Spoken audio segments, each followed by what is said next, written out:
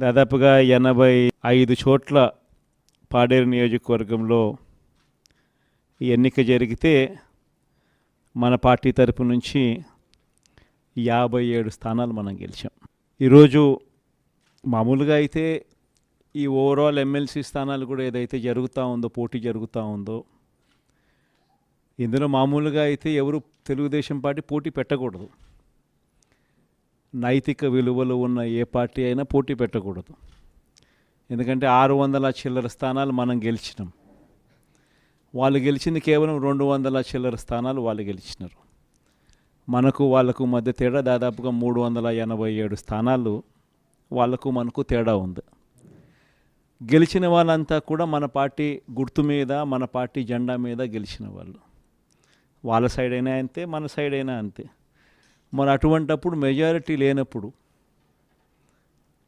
ఎవరైనా కూడా పోటీనే పెట్టకూడదు. మామూలుగా మీ జగనే ముఖ్యమంత్రి స్థానంలో ఉండి ఇటువంటి పరిస్థితి కన్నా ఉంటే, వాళ్ళకే కన్నా మెజారిటీ కన్నా ఉంటే అసలు మనం పోటీ పెట్టుండే వాళ్ళమే కాదు. ఎందుకు పోటీ పెట్టాలి? ఎందుకు డబ్బులు ఇచ్చి కొనుగోలు చేయాలి? వేరే పార్టీ గుర్తు మీద గెలిచిన వాళ్ళను ప్రజలు వాళ్ళకు ఓట్లు వేసింది ఆ పార్టీ గుర్తును చూసి, ఆ పార్టీ పేరు చెప్పి, ఆ పార్టీ గుర్తును చూసి, ఆ పార్టీ తరపున వెళ్ళి ఓట్లు అడిగిన తర్వాత, గెలిచిన తర్వాత అటువంటి వాళ్ళను మనం ముఖ్యమంత్రిగా ఉన్నాం కదా, పోలీసులు మన చేతుల్లో ఉన్నారు, అధికారులు మన చేతుల్లోనే ఉన్నారు, డబ్బులు మన దగ్గర దండిగా ఉన్నాయి కాబట్టి ఆ డబ్బులు మనం ఖర్చు చేసి మనం ఎటువంటి పరిస్థితుల్లో అధర్మంగా అయినా కూడా మనం గెలిచాలి కదా అని ఆలోచన చేసి, అదే కార్యక్రమం ముఖ్యమంత్రిగా ఉన్న వ్యక్తిగా మనం చేసి ఉంటే అది ధర్మమేనా? ఇది ధర్మం కాదు. చంద్రబాబు నాయుడు నైజం మాత్రం చూపిస్తూనే ఉన్నాడు. ఈరోజుకి కూడా అధర్మంగా యుద్ధం చేసే కార్యక్రమం జరుగుతూనే ఉంది.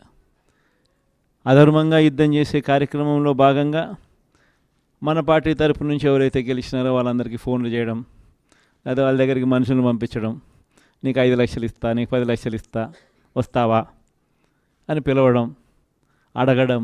ఎంత మటుకు అంటే రాజకీయాలలో విలువలు అనేటివి పూర్తిగా అట్టడుగు స్థానంలోకి తీసుకొని పోయే కార్యక్రమం జరుగుతూ ఉంది.